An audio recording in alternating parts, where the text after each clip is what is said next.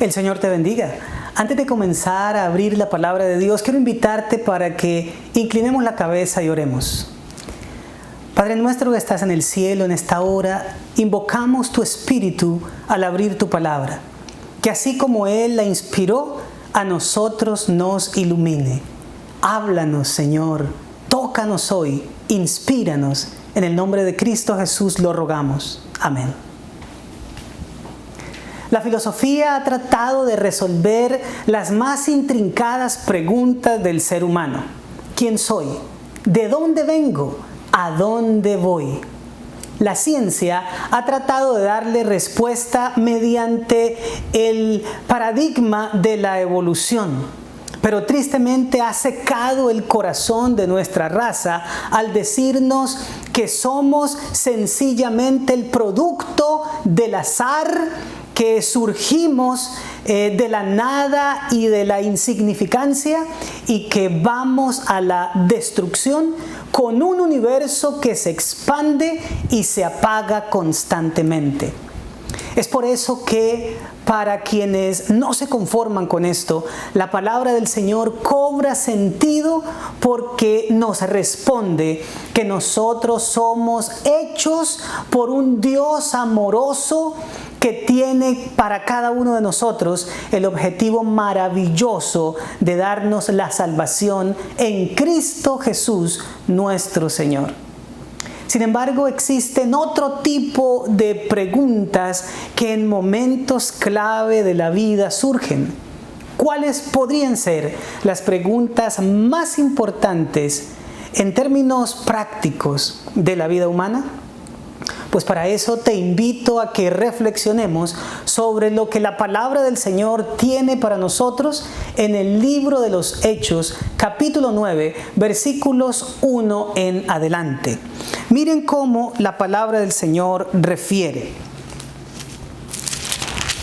Saulo, respirando aún amenazas y muerte contra los discípulos del Señor, vino al sumo sacerdote y le pidió cartas para las sinagogas de Damasco, a fin de que si hallase a algunos hombres o mujeres de este camino, los trajese presos a Jerusalén.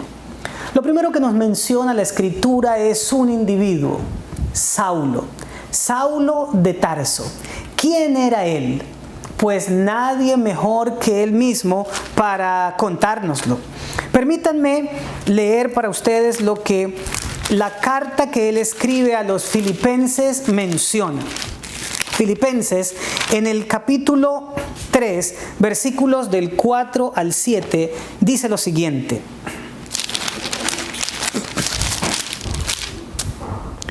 Aunque yo tengo también de qué confiar en la carne. Este es Pablo hablando. Si alguno piensa que tiene de qué confiar en la carne, yo más. Circuncidado al 8º día, del linaje de Israel, de la tribu de Benjamín, hebreo de hebreos, en cuanto a la ley, fariseo, en cuanto al celo, perseguidor de la iglesia, en cuanto a la justicia que es en la ley, irreprensible. Pero noten cómo continúa.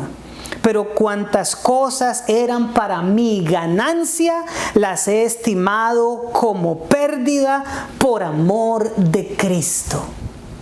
¿Cómo es posible que un individuo del cual estábamos hablando hace un instante, que estaba lleno de celo religioso a tal punto de que pide cartas para perseguir a los cristianos, ahora dice que todo aquello que constituía la base tradicional de sus creencias las tiene como pérdida cuando las compara con Cristo Jesús y con su amor?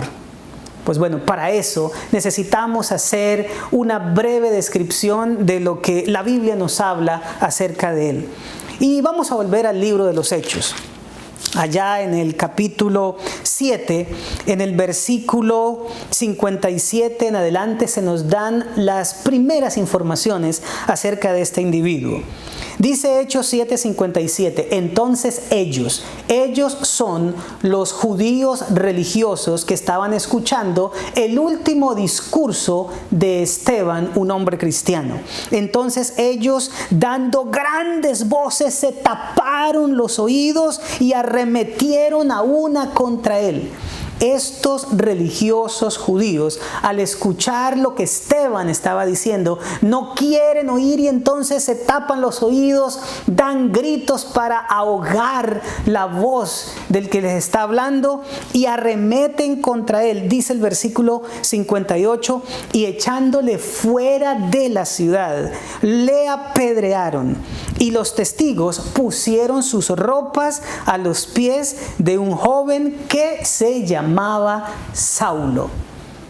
Esta es la primera ocasión en la que el relato bíblico nos habla de manera directa acerca de Pablo. Él en aquella época no había tomado su nombre cristiano, sino que usaba su nombre de pila, Saulo de la ciudad de Tarso. Este hombre, siendo muy joven, estaba pendiente de un acontecimiento muy singular. Estaba observando el apedreamiento de Esteban.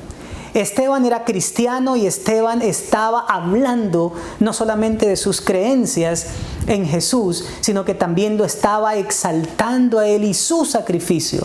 Entonces, quienes van a apedrearlo y quienes estaban mirando la lapidación necesitan sentirse tranquilos de que sus mantos exteriores no se fueran a perder. Y ahí estaba Saulo para cuidarlo.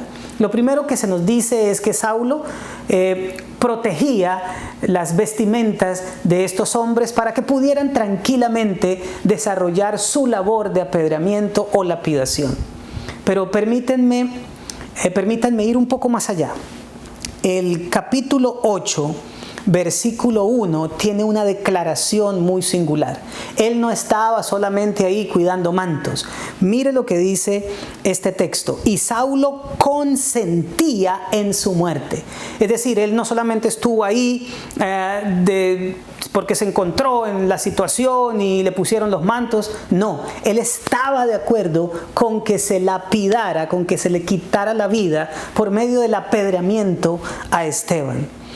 Dice también Hechos capítulo 8, versículo 1, que en aquel día hubo una gran persecución contra la iglesia. Se originó una persecución que generó la dispersión de muchos cristianos de Jerusalén.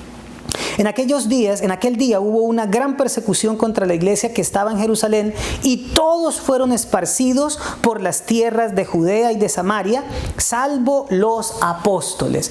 Pero noten lo que dice el versículo 3.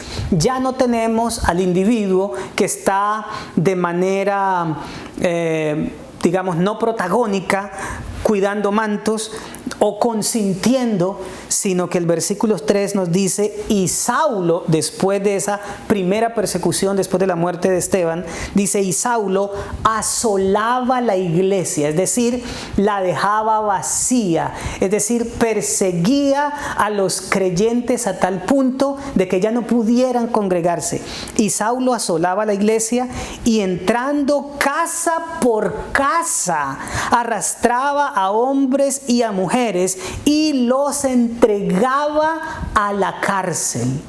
Ahora él toma su papel protagónico en la persecución.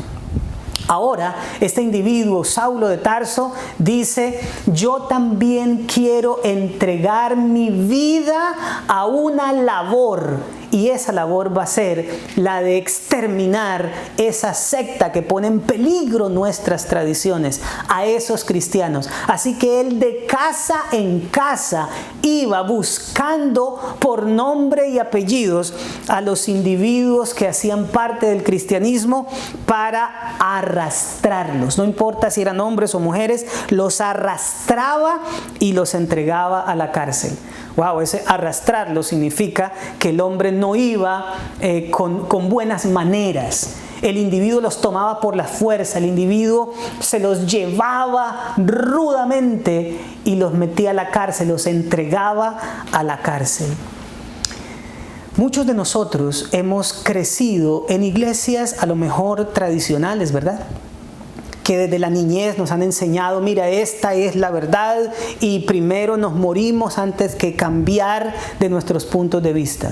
Otros a lo mejor no hemos tenido una situación como esa y para nosotros pues las cosas religiosas no son de tanta relevancia, pero cuando los asuntos de esta índole comienzan a tocarnos, entonces nos decimos, yo no quiero tener nada que ver con esto. Yo tengo mis pensamientos, mis concepciones, mi filosofía, yo soy un hombre de libre pensamiento, yo me inclino por la ciencia, qué sé yo. Cada cual tiene sus propias tradiciones, unos religiosas, otros seculares o de otra índole. Saulo era un individuo ortodoxo, altamente convencido de sus creencias y que nada lo iban a sacar de ellas. Pues no contento Saulo con asolar la iglesia en Jerusalén, nos dice Hechos capítulo 9 versículo 1 que ahora quiere expandir la persecución. Saulo, respirando aún amenazas y muerte contra los discípulos del Señor, vino al sumo sacerdote. ¿Recuerdan? El versículo 2 dice, y le pidió cartas para la sinagoga de Damasco. Es decir, este individuo ahora ya no está conforme ni contento con que en Jerusalén limpió, entre comillas, de cristianos la ciudad santa. Ahora dice, vamos a irlos a buscar a donde estén huyendo. Vamos a irlos a perseguir. Necesito autorización escrita. A lo mejor se llevó a algunos hombres con él y la palabra del Señor nos muestra que va camino a una ciudad, camino a la ciudad de Damasco, y el objetivo era que si encontraba hombres o mujeres de ese camino, al igual que hacía en Jerusalén, los arrastraba, dice, los trajese presos a Jerusalén. Y es aquí, en este contexto, en el de un individuo dogmático, cerrado, ortodoxo, fariseo, perseguidor, implacable, es aquí donde este hombre tiene su encuentro de fe y esperanza con Cristo. A lo mejor no lo estaba buscando. Al contrario, lo que él perseguía era acabar con esa secta molesta para él. Pero el versículo 3 nos indica, mas yendo por el camino, aconteció que al llegar cerca de Damasco, repentinamente le rodeó un resplandor de luz del cielo y cayendo en tierra, oyó una voz que le decía, Saulo, Saulo, ¿por qué me persigues? Permítanme desglosar un poquito lo que la palabra del Señor dice. Repentinamente le rodeó un resplandor de luz del cielo. Esto es un asunto que no solamente él lo contempló, los que estaban con él también participaron de lo mismo. Era un resplandor sorprendente. A mi manera de entender la Escritura, probablemente para que en pleno día se pudiera contemplar este resplandor, era porque refulgía más que la luz del sol. Estamos hablando de que tuvo una aparición, lo que teológicamente se llama una parusía, en la que el Señor se le manifestó a través de este resplandor. Pero no solamente, mis amados, Saulo contempló este resplandor, sino que oyó una voz. El resplandor lo hace caer en tierra. O sea, el hombre no sabe qué es lo que está ocurriendo, se desploma, pero oye una voz que le decía, Saulo, Saulo, ¿por qué me persigues? Esa voz, mis amados, no era una vocecita. Esa voz no era un pequeño ruido. Esa voz es la voz del Jesús glorificado. Esa era la voz que Juan en Patmos describe en el libro de Apocalipsis, que escucha, que es como el estruendo de muchas aguas. Esa voz, mis amados, es la misma voz que nosotros escucharemos cuando los muertos resuciten. Es lo que la Biblia llama la voz de mando, la voz de arcángel, que viene acompañada por la trompeta de Dios. Esa voz fue la misma voz que se escuchó cuando el Señor creaba este mundo de la nada. Fue la misma voz que dijo y fue hecho. Fue la voz que mandó y existió. Es la voz del Verbo. Es la voz del Todopoderoso. Es la voz del Omnipotente, que hace que todo se estremezca cuando pronuncia en 2 ocasiones la voz el nombre del perseguidor y le dice: Saulo, Saulo, ¿por qué me persigues? Dentro de las preguntas más importantes del ser humano, siempre hay una que surge con ¿por qué? En este caso, a Saulo se le pregunta por qué él estaba persiguiendo al Señor Jesús. Obviamente, para ese entonces, Saulo creía que Jesús había sido sencillamente un predicador sucho por ahí, que tuvo algunos seguidores, que murió en la cruz como un criminal y que sus seguidores aseguraban mintiendo que había resucitado, pero que él sabía, Saulo, en sus preconceptos, que era un hombre que había muerto porque se lo había visto colgado en una cruz. Él, en su manera de pensar, lo que estaba era persiguiendo a los seguidores de Jesús, a los que estaban propagando lo que para él resultaba una monstruosa predicación que deshacía sus creencias judías. Era una secta que tenía que exterminar. Pero aquí hay algo muy importante, mi amado, y es que todo aquel que persigue a un hijo de Dios está tratando directamente con Dios. Todo aquel que nos toca, dice la palabra, es como si tocara a la niña de los ojos del Señor. El Señor Jesucristo le dice a Saulo: tú no estás persiguiendo a mis seguidores, tú me estás persiguiendo a mí. Probablemente ninguno de los que me está escuchando en esta hora sea un perseguidor de la iglesia. Probablemente no. Probablemente lo máximo que hemos llegado a hacer en alguna ocasión sería como una burla, como hacernos un momento alegre a costillas de estos evangélicos, de esos aleluyas, de esta gente.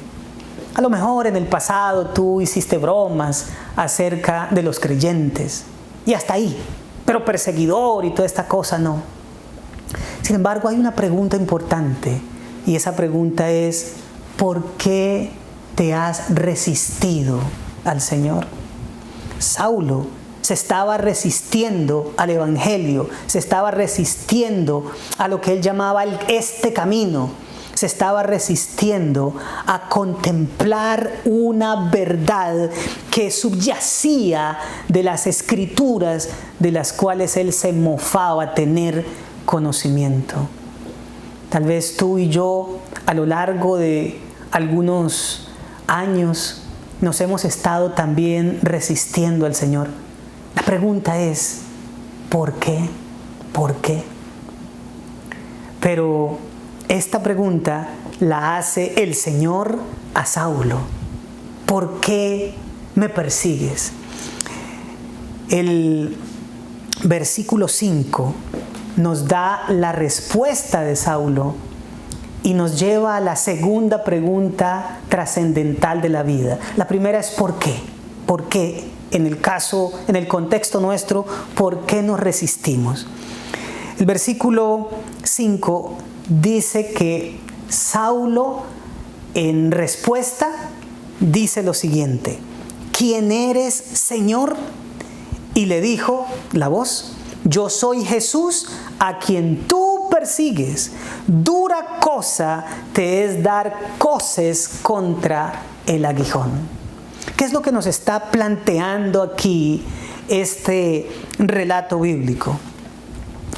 Que cuando un individuo que a lo mejor es ajeno a los asuntos religiosos o le causa molestia o es indiferente, llega un instante en la vida, porque todos tenemos que experimentar tarde o temprano ese momento en que tenemos un encuentro con Jesús, un encuentro de fe y esperanza, un encuentro que para nosotros a lo mejor al comienzo resulta incómodo, pero que ese encuentro resulta siendo lo más importante de la vida.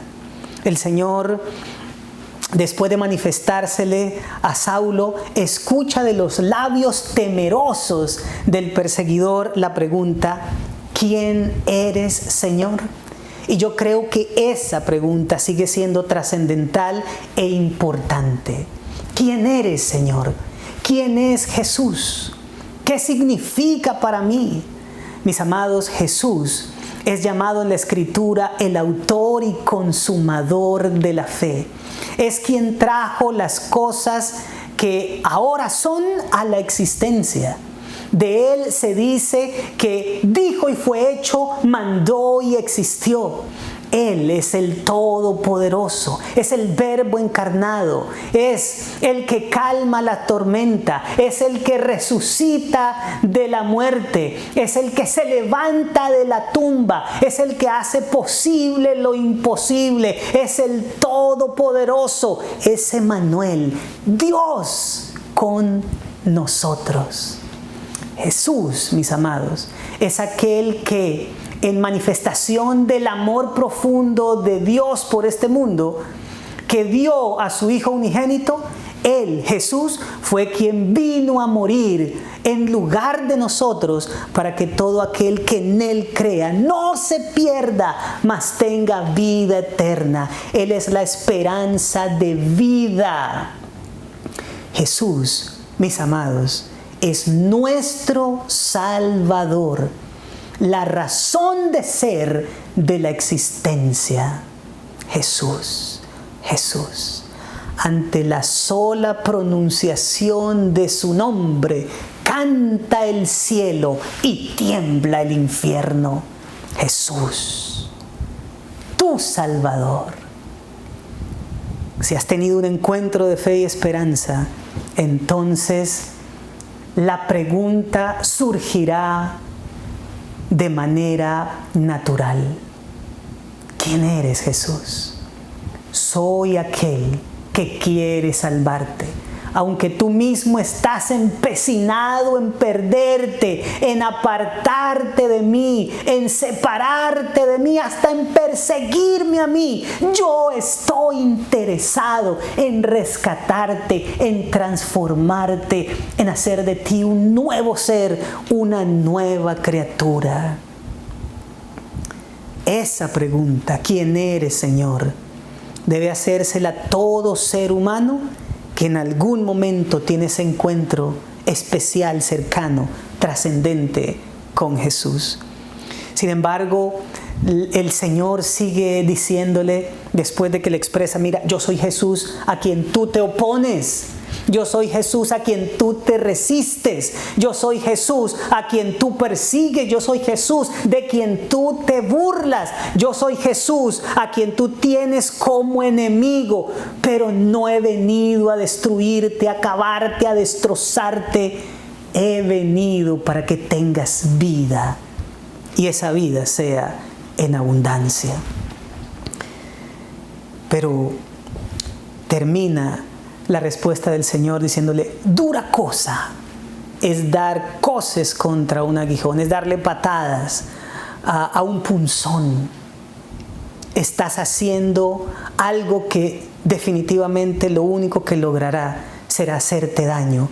Porque cuando nos resistimos, cuando no queremos, cuando perseguimos o sencillamente cuando tenemos esa posición de que no me interesa, de que no quiero, lo único que estamos logrando es hacernos daño a nosotros mismos. La palabra del Señor ahora nos manifiesta dos cosas: una descripción física de lo que le estaba ocurriendo a Saulo, el perseguidor orgulloso, y la pregunta que él le hace a su interlocutor. El versículo 6 dice: él, temblando y temeroso. Ay, pobre Saulo, temblando y temeroso. Es que había escuchado una voz que lo hizo estremecer profundamente. Había observado ese resplandor de la gloria de Jesús que lo había tirado al suelo. Y él, temblando y temeroso, dice: Señor, ¿qué quieres que yo haga? Ah, mi amado, hemos llegado a la pregunta clave, a la trascendente, a lo que yo considero que es la pregunta más importante de la vida. Esa pregunta es: Señor, ¿qué quieres que yo haga? Mis amados, en este momento, Saulo comprende que se había dedicado a una tarea ridícula, que se estaba enfrentando al Todopoderoso, que estaba haciendo exactamente lo opuesto a lo que debería haber estado haciendo. En ese instante se cae el orgullo del perseguidor. En ese instante el que creía que tenía la fuerza para arrastrar y llevar la gente a la cárcel, aquel individuo en este momento se desmorona, y entonces, entre temores y temblores, pregunta con humildad: Señor, ¿qué quieres que yo haga? Ah, mi amado, la expresión Señor, un judío solamente se la hace a su Dios. Kurios, Señor en griego. Tanto judíos como cristianos tuvieron un problema serio con el Imperio Romano, porque ellos tenían que reconocer al César como el Kurios. Solamente los esclavos reconocían a sus amos como Kurios y al César como el Señor. Pero resulta que judíos y cristianos solamente le daban ese título a su Dios. Y ahora Saulo de Tarso le pregunta a quien antes había estado persiguiendo: ¿qué quieres que haga, Señor? Está aceptando ahora a Jesucristo como su Dios y le pregunta: ¿qué quieres que yo haga? Esa pregunta siempre me hace recordar de la actitud humilde de María, la Madre del Señor.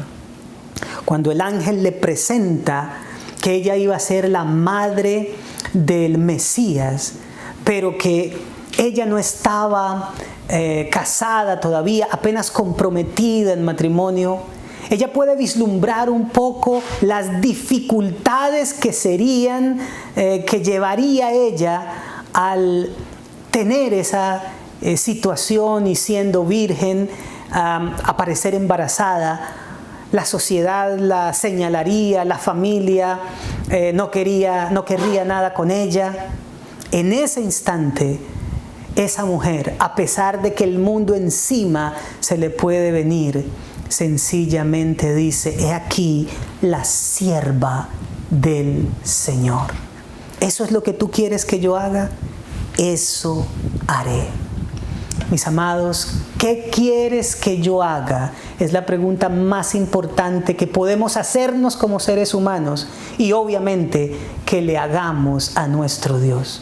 Esa pregunta demuestra que en nuestro corazón está el interés y el deseo de hacer su voluntad.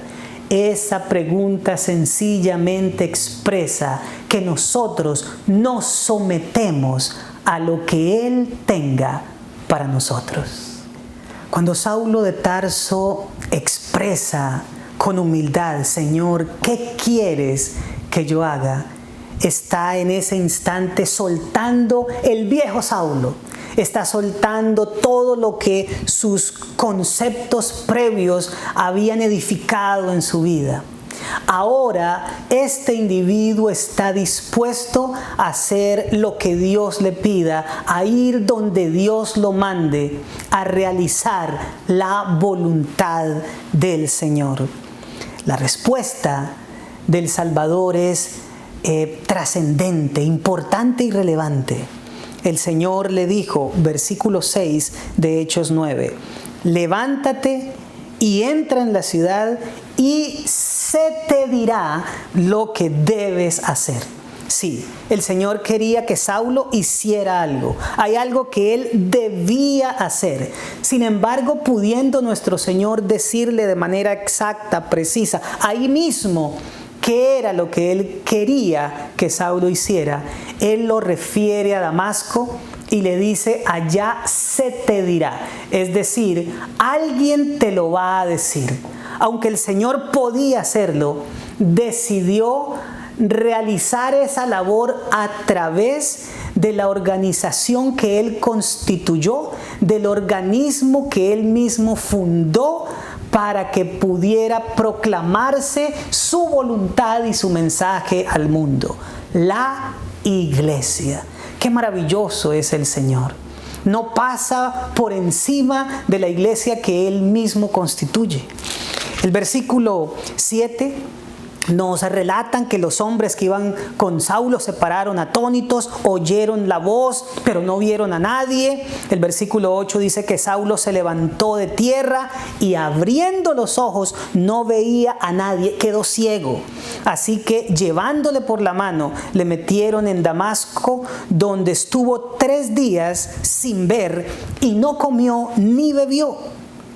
Y enseguida la palabra del Señor nos conecta con aquel que iba a ser el instrumento para decirle a Saulo lo que quería Dios que él hiciera. El versículo 10 dice, había entonces en Damasco un discípulo llamado Ananías, a quien el Señor le dijo en visión, Ananías. Y él respondió, heme aquí, Señor. Y el Señor le dijo, levántate, ve a la calle que se llama Derecha y busca en casa de Judas a uno llamado Saulo, de Tarso, porque he aquí él ora y le cuenta que ha visto en visión que Ananías viene, le pone las manos y él recibe la vista. Quiero dejar aquí el relato de Hechos 9, que es el que está describiéndonos Lucas, el autor de este documento. Y quiero invitarlos ahora para que vayamos a Hechos capítulo 22. Aunque obviamente es el mismo libro de Lucas, él como testigo ocular de lo que estaba ocurriendo, coloca las palabras textuales del mismo Saulo, ahora en ese momento llamado Pablo, las coloca, como nosotros diríamos, entre comillas, para que sea el mismo Pablo quien nos cuente lo que sucedió una vez él entró en Damasco. Lucas 22:6 nos muestra el relato de la conversión. Pablo dice que estaba él yendo por el camino a Damasco como al mediodía y de repente lo rodeó mucha luz del cielo. Y el versículo 7 dice, y caí al suelo y oí una voz que me decía, Saulo, Saulo, ¿por qué me persigues? Primera pregunta trascendente, ¿por qué te resistes? Versículo 8, entonces yo respondí, ¿quién eres, Señor? La siguiente pregunta trascendente de la vida. Primero es Dios preguntándonos, ¿por qué te resistes? Ahora es Saulo preguntándole, el ser humano preguntándole al Señor, ¿quién eres? Y entonces el Señor se nos revela como se le reveló a Saulo en su encuentro de fe y esperanza. Él me dijo, yo soy Jesús de Nazaret a quien tú persigues. Versículo 10. Y dije, tercera pregunta y la más importante de la vida, ¿qué haré, Señor? Señor, ¿qué quieres que yo haga? Y el Señor me dijo, este es Saulo hablando, levántate y ve a Damasco y allí se te dirá todo lo que está ordenado que hagas. Y es entonces cuando retomamos la historia contada ahora por el mismo Saulo, en el que él dice, Estoy en Hechos 22:12. Entonces uno llamado Ananías, varón piadoso según la ley, que tenía buen testimonio de todos los judíos que allí moraban, vino a mí y acercándose me dijo: hermano Saulo, recibe la vista. Y yo en aquella misma hora recobré la vista y lo miré. Lo que nos está mostrando aquí la palabra del Señor como testimonio del mismo Saulo es que ahora un instrumento de Él, un discípulo, un hombre de buen testimonio, un dirigente de la iglesia, un miembro de esa iglesia a la que Saulo iba a perseguir, un individuo sin duda que estaba en la lista negra de Saulo, que iba a meterlo a la cárcel. Él viene y le dice: hermano Saulo. Saben, muchos de nosotros hemos recibido burlas bajo esto de el hermano, el hermano fulano, la hermana sultana. ¡Ay, ya se volvió un hermano! Pues déjenme decirles, mis apreciados, que para mí ahora es maravilloso poder escuchar y decir a alguien que comparte mi fe: mi hermano, mi hermana. Aquí viene Ananías, el representante del Señor y de su iglesia, diciéndole: hermano Saulo, recibe la vista. Hasta tan solo hacía 3 días, Saulo estaba viendo perfectamente y de su encuentro con Jesús para acá quedó ciego. Pero en la vida espiritual Saulo había estado ciego todo el tiempo. Saulo no había contemplado la verdad que emergía de las Escrituras, de las cuales él se mofaba tener conocimiento. Él de alguna forma estaba tratando de acomodar sus preconceptos a las claras enseñanzas de la palabra de Dios. Todo en la Escritura daba testimonio de Jesús y él se oponía a ese camino, a ese Señor maravilloso, nuestro amado Jesús. Entonces ahora, cuando él queda ciego físicamente, es que puede ver espiritualmente. Porque hay momentos en la vida, hermanos, en que el Señor tiene que sacudirnos, porque de lo contrario nosotros seguiremos por un sendero que nos conduce a la autodestrucción. Es ahora, cuando Él pierde la visión física, que se amplía su visión espiritual. Es ahora cuando comprende, es ahora cuando entiende, es ahora cuando todo cobra sentido. El encuentro con el Señor le produjo fe y esperanza y le hace ver con claridad lo que antes no entendía. Dice el versículo 13: en aquella misma hora recobré la vista y lo miré. Hechos 9 nos dice que a Saulo se le caen 2 escamas de los ojos, o sea, 2 cosas que parecían como escamas de pescados, se le caen de los ojos y ahora recobra su vista. Dice el versículo 14: y él dijo, es decir, Ananías sigue hablando: el Dios de nuestros padres te ha escogido para que conozcas su voluntad y veas al justo y oigas la voz de su boca. Allí se te dirá en Damasco lo que tienes que hacer. Y lo que tenía que hacer en primera instancia era recobrar la visión. Obviamente la visión física, pero la visión espiritual. Y ahora el Señor le está diciendo qué es lo que Pablo tendría que hacer. Él era ahora consciente de que era un instrumento escogido para que conociera la voluntad del Señor, para que él pudiera ser testigo de que Jesucristo el justo vive todavía, de que pudiera escuchar la voz de su boca. Y el versículo 15 añade: porque serás testigo suyo a todos los hombres de lo que has visto y oído. ¿Qué quieres que yo haga? Quiero que seas mi testigo. Quiero manifestarme en tu vida. Quiero que en ti en tu debilidad se perfeccione mi poder. Quiero que tú seas el testimonio viviente de que Cristo todavía transforma los corazones y las vidas de los seres humanos. Quiero que tú le cuentes al mundo de que Cristo vive y que es galardonador de los que le buscan. Ah, mis amados, Saulo en ese momento está escuchando qué era lo que Dios quería que él hiciera. En este momento, tú también estás escuchando que la voluntad de Dios para ti es que seas miembro de esta hermandad maravillosa que llamamos iglesia. Que seas un converso a Jesucristo nuestro Señor, un converso viviente a Él y a su pueblo. Que seas un proclamador del mensaje del advenimiento. Pero después de esto, de que Ananías le está comunicando a Saulo lo que él debe hacer, hay un versículo bastante singular y particular.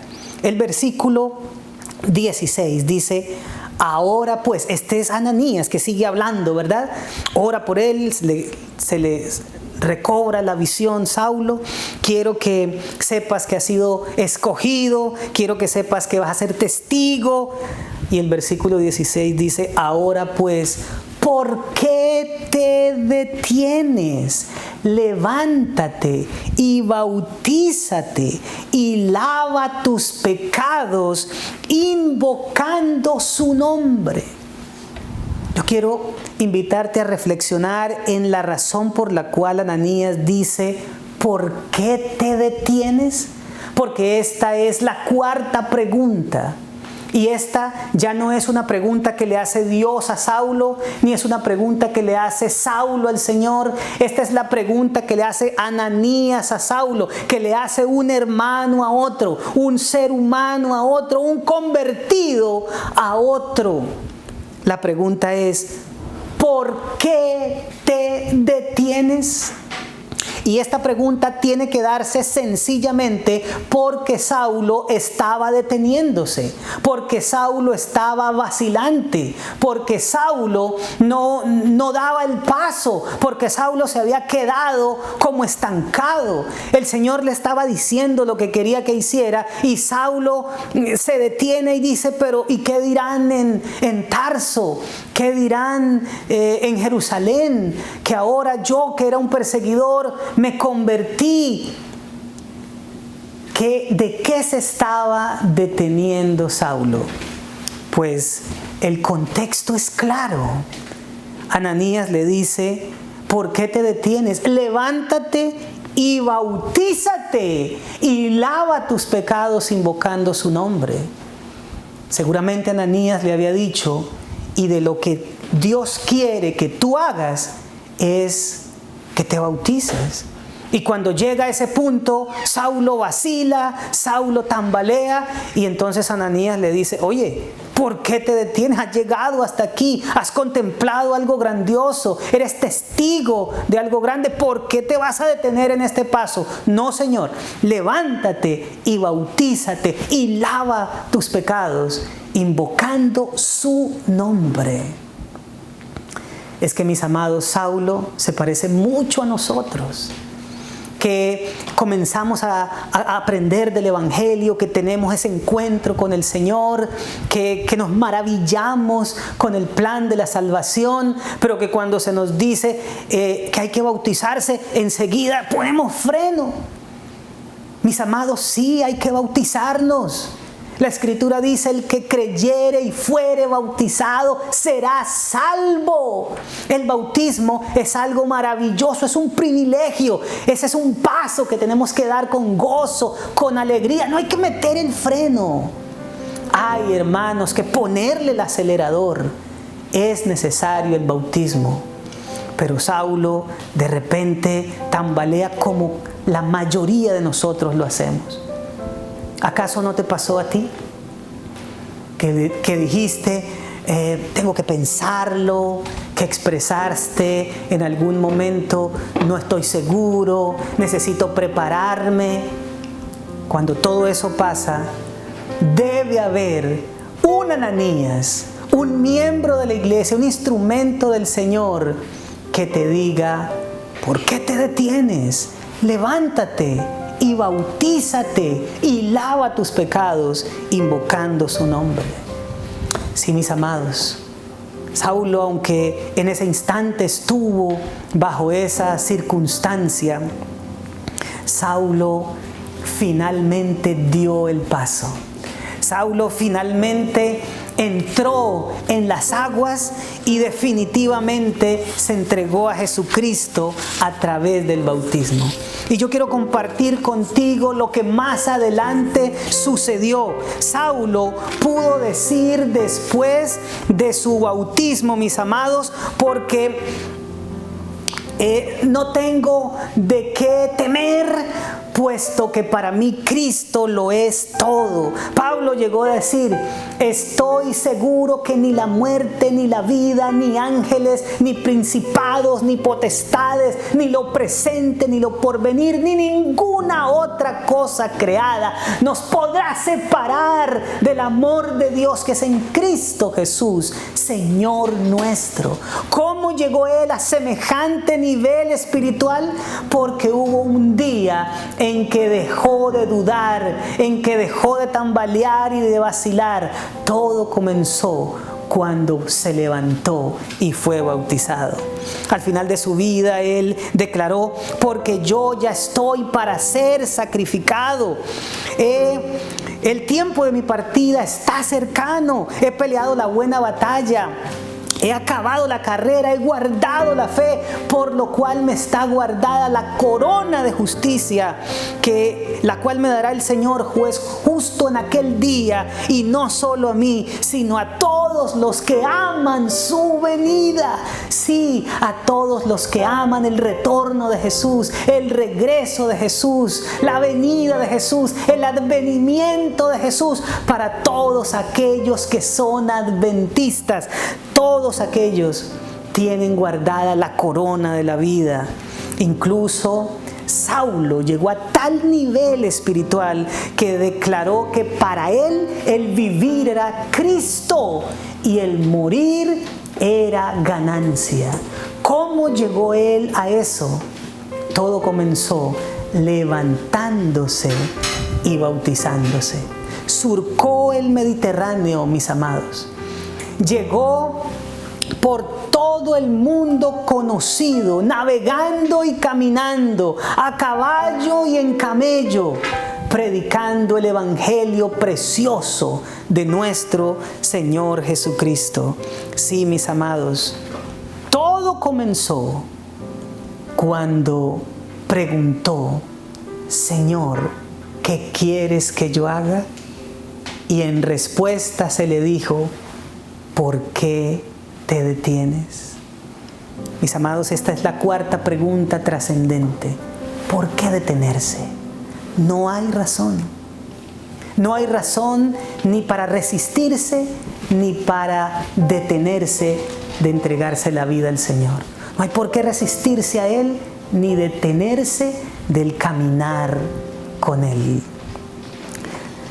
Esta semana todos nosotros estuvimos experimentando estos maravillosos encuentros de fe y esperanza. Probablemente le estoy hablando a algún hermano que ya hace parte del pueblo de Dios, que ya ha sido bautizado, que ya le entregó su vida al Señor. Pues la invitación para ese hombre, para esa mujer, para ese creyente es que permitas que día tras día tú puedas llegar a ser bautizado por la lluvia temprana, que tú puedas ser sumergido en el Espíritu y que tu carácter pueda llegar a ser como el carácter de nuestro Señor Jesucristo. Pero si le estoy predicando a una persona que una vez estuvo en los caminos del Señor y se apartó, o que nunca ha hecho parte del pueblo de Dios, entonces para esa persona la pregunta es: ¿por qué te detienes? Levántate, bautízate. Ahora mismo, mientras tú estás escuchando esta predicación, en los bautisterios de toda la conferencia de New Jersey se están celebrando bautismos. Ahora mismo hay gente que se ha levantado, aunque en un momento vaciló, se ha levantado y se ha bautizado. Yo mismo esta mañana bauticé 3 personas.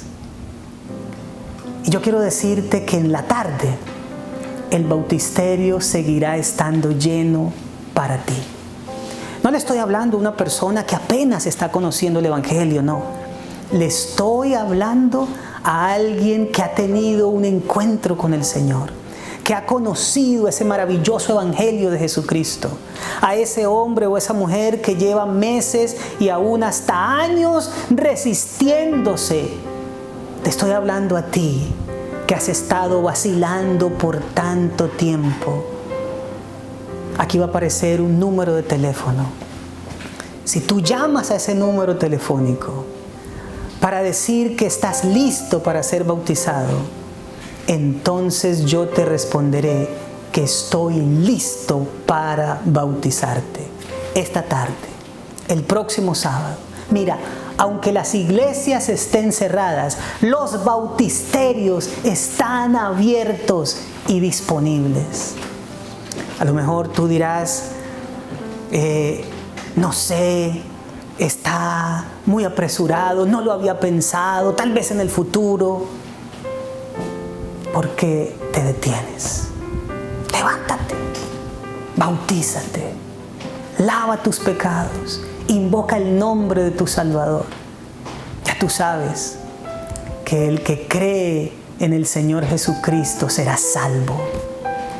¿Crees? ¿Aceptas su Evangelio? ¿Comprendes lo que significa seguirlo? Entonces levántate y bautízate.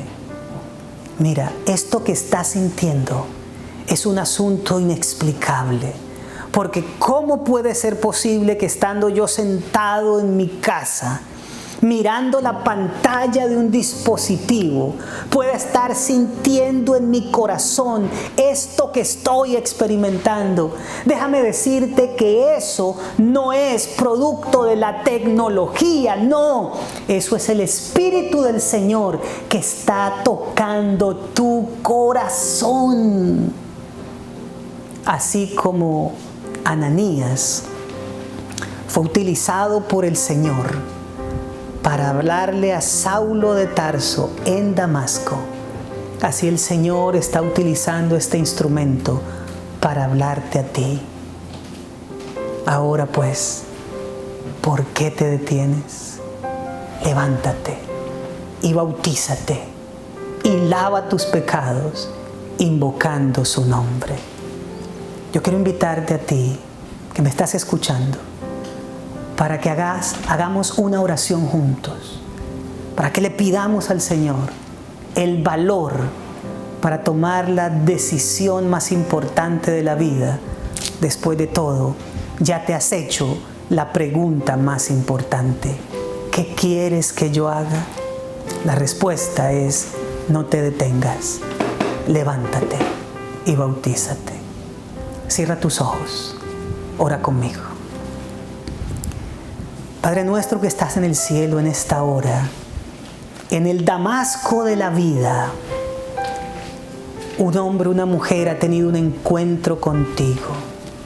En ese camino que llevaba en dirección contraria a tu voluntad, te has dejado ver, te has dejado notar. Oh Señor, en este instante te ruego por ese hombre y esa mujer que ha recibido tu llamado, que ha experimentado este encuentro precioso, lleno de fe y de esperanza, para que tú le des fuerza a ese corazón vacilante y no se detenga, sino que se levante y se bautice. A todos aquellos que estén apenas comenzando, permítele, Señor, conocerte en tu belleza y majestad. Que muy pronto para ellos también vendrá el momento del llamado.